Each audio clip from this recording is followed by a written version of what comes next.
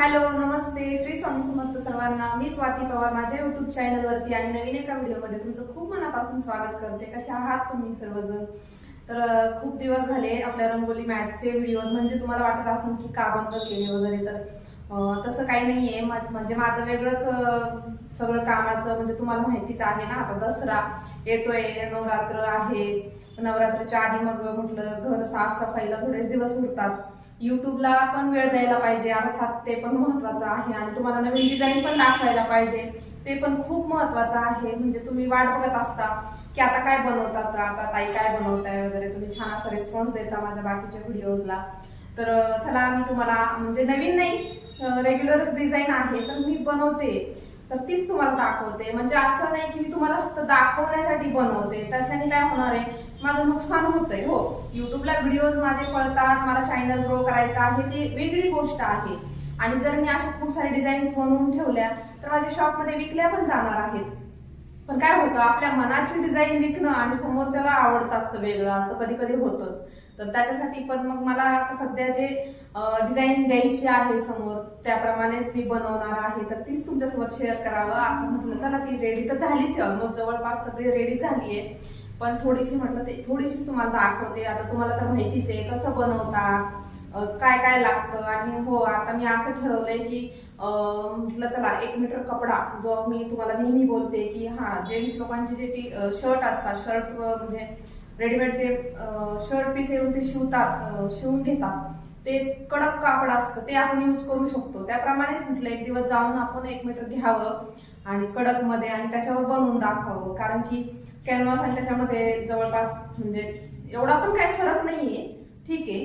पण मला असं झालंय की आता आमच्या मार्केटला सुद्धा कॅनव्हास भेटत नाहीये, आता सध्या सुद्धा 2 वेळेस जाऊन आले, भेटत नाहीये।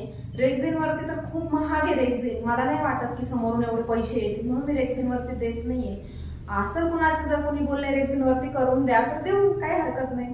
आपल्याला डिझाईन येते, सगळं येते, कशावर बोलते त्याच्यावर बनवून देऊ। तर म्हटलं चला तुमच्यासोबत शेअर करावा, आणि खूप दिवस झाले तुमच्याशी बोलले नाही।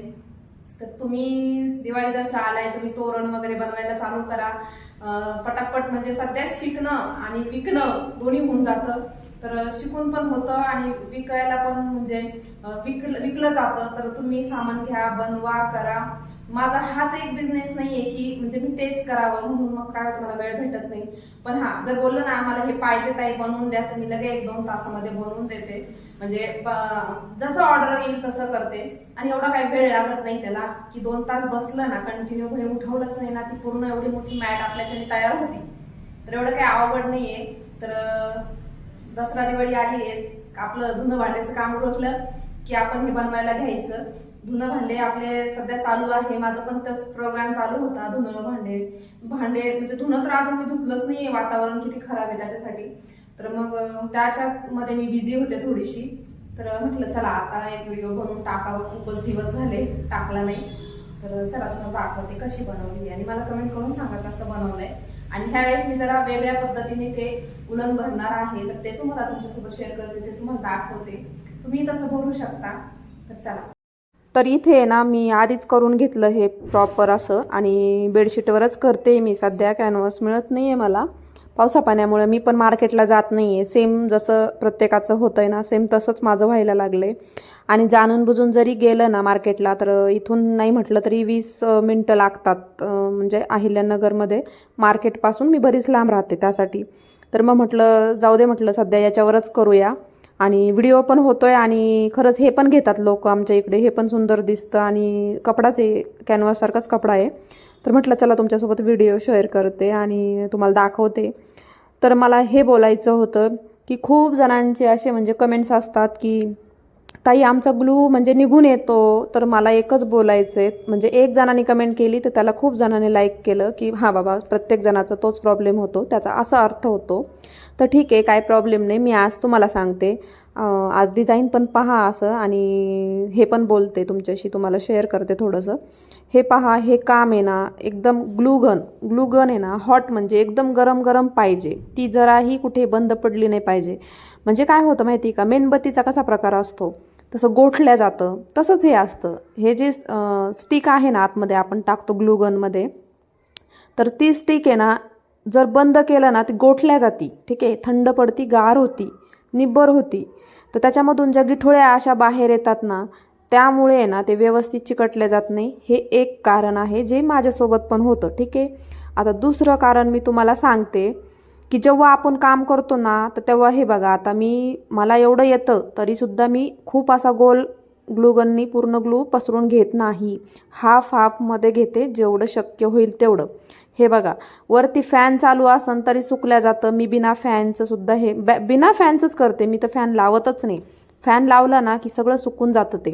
तर ग्लूगन एक तर जेवढं गरम असतं ना तेवढंच ते जर जास्त पसरून ठेवलं ना ते पटकन सुकल्या जातं. तर तुम्ही एकच करायचं, जसं मी करते इथं पहा, घाई करायची नाही आहे बिलकुल. आणि जर फास्ट काम जरी तुम्हाला येत असेल ना तर चांगलीच गोष्ट आहे की तुम्ही फास्ट काम करताय. पण पहा, जरा भरपूर प्रश्न आहे, आमचं ग्लू व्यवस्थित चिटकत नाही किंवा निघून येतं. तर इथं तुम्ही पाहू शकता, मी काय व्हिडिओ इथं फास्ट नाही केला, तर तुम्ही पाहू शकता मी म्हणजे किती जास्त असं त्याला प्रेस करत आहे आणि एकदम म्हणजे थोडंच ग्लू टाकते आणि व्यवस्थित दोन्ही हाताने लावते. आता इथे व्हिडिओ मी फास्ट केला आहे आधीच्या, म्हणजे तुम्हाला समजू म्हणून मी तुम्हाला इथे थोडंफार सांगते, कारण की व्हिडिओ खूप मोठा होऊन जातो. आणि बोलायचा एकच मुद्दा आहे की तुमचं जे ग्लू निघतं ना त्याला हे कारणं आहेत. पहा तुम्हाला पटतंय का, ते चेंज करून पहा, जेणेकरून तुम्हालाही व्यवस्थित काम करता येईल. आणि तिसरी गोष्ट अशी झाली आहे की आपण खूप सारा असं ग्लू इथं लावून ठेवतो आणि ते प्रॉपर बनल्या जात नाही. आता बघा, एवढं मला चिटकवायचं होतं ग्रीन कलर, तेवढं मी एक लाईन ओढून घेतली, आता इथे हाफ ओढली, चिटकवलं, व्यवस्थित प्रेस केलं. असं व्यवस्थित काम करायचं आहे म्हणजे जेणेकरून निघणार नाही. आणि मला तर तसे क्वेश्चन, म्हणजे मला तर कुणीच मला कस्टमर बोललं नाही आमचं निघलंय का, काय झालंय का काय, किंवा मी माझ्या शॉपमध्ये जे बनवून ठेवले ते लोक येतात, बघतात, हातात घेतात, त्याला तरी काही होत नाही. अक्षरशः मी मागच्या लास्ट व्हिडिओमध्ये सुद्धा एकदा बोललेली आहे की कस्टमर असं उकरून पाहतं, उचकून पाहतं निघतं का, इथपर्यंत कस्टमर चेक करतं. तर तुम्ही करा, शक्यतो थोडंच जेवढं तुम्हाला चिटकवणं होणार आहे तेवढंच तुम्ही ग्लू चिटका, जास्त ग्लू पसरू नका, जसं मी इथं तुम्हाला दाखवते आहे. आणि सगळेच ऑलमोस्ट आता सगळेच जवळजवळ आहेत ना, शिकलेत कसं उलन भरायचं आहे, कसं चिटकवायचं आहे. आणि एवढं सोपं काम आहे, खूप अवघड पण नाही आहे. पण तुम्ही जर थंड, गार, गरम अशी मशीन करत असताना ग्लूगन जास्त वेळ, तर त्याच्यामध्ये गिठुळ्या तयार होणार.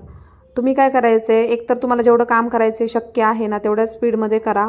आणि जास्त गरम असते, त्यांनी चटका लागतो, मला तर कितीतरी वेळेस पोळलं आहे, खूप गरम असते ती. आणि ग्लू पण खूप गरम असतो. एक वेळेस असं होतं की आपला हात तिथं जातो आणि उलन बाजूलाच राहते. तर काळजीपूर्वक करा. आणि अजून काही तुम्हाला वाटत असेल तर कमेंटद्वारा मला कळवा, मी त्याबद्दल पण व्हिडिओ बनवन. हा व्हिडिओ पूर्ण तुमचे जे ग्लू निघतं ना त्याबद्दल होता. आणि ही डिझाईन तर तुमच्या ओळखीची आहे, तुम्ही नॉर्मल म्हणजे कोणी पण काढू शकता अशी आहे. पण हे जे मी भरलं आहे ना अशा प्रकारे उलन, तर ते कसं वाटतं ते कमेंट करून सांगा.